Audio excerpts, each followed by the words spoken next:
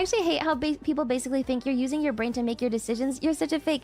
Yeah, it's weird. It's my brain. I'm thinking it. People romanticize a lot. Yeah, people imagine how it feels when the work is done, but they don't imagine the process of getting there.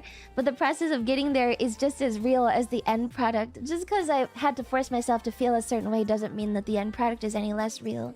Do it on a schedule, create rituals. I think inspiration can strike in weird places, but for the most part, you have to just sit down and do your work. So yeah. I don't like these weird romantic notions that make people worse. Mowing the lawn, peak writing idea hours. Yeah, I think it's when your like hands are occupied that your brain wanders further. So yeah, doing the dishes is great. For some reason. You guys, art's a lot less mysterious once you start doing it yourself. Yeah, art is a job like any other job. And most of it is just mental library things. You can do anything as long as you have the precedence for it, pretty much. And if you don't, then you build it. Life isn't that hard. It's possible for normal people, then I lose my excuses. Yeah. With like, I think after, I was so happy yesterday because like I was so elated that all the ideas that I ever had that I was like, no, I can't do this because I can't code, are just like the barrier to entry is gone. It's gone. I have nothing stopping me. And I was so happy. I think some people will look at that and go and feel very scared, but it's very much like I think you have to have the right mindset for it. Everything is possible as long as you tell yourself it is. You just need to be able to read it. I think lots of people are scared.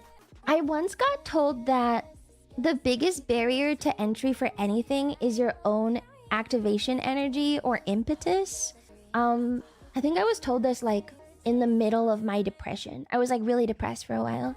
And it was like, you just have to, like as long as you get up, then you can do the rest of it or something.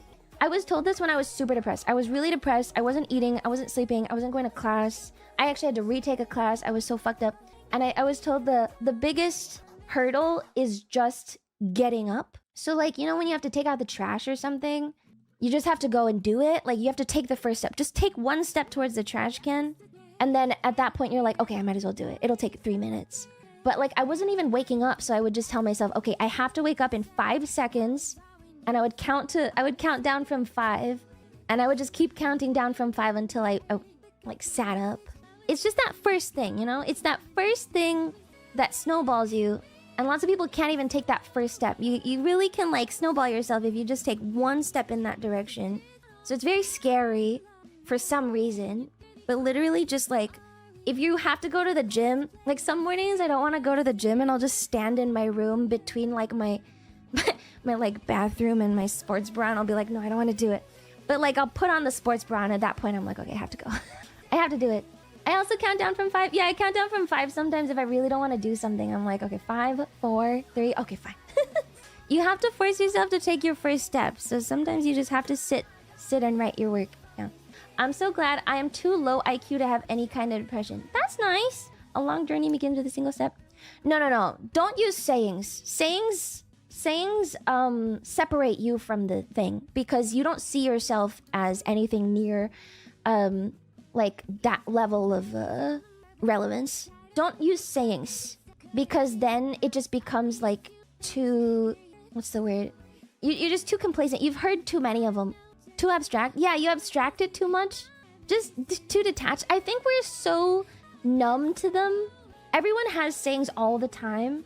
And we've heard them all so many times that they don't really mean anything anymore. Don't you say? We're very desensitized. I think you just say it's not that big of a deal. You can't have things like detached from yourself mentally. It has to be a you thing. Because you don't exist in someone else's world. You only exist to yourself. And nobody else is going to make you do your thing. You know, that's why I don't like when people say like generic things like, you got this. What the fuck does that mean? That doesn't even mean anything to me. What does it mean, you got this? And I say it too. It's just general well-wishing, right? But does that apply to me? Not really.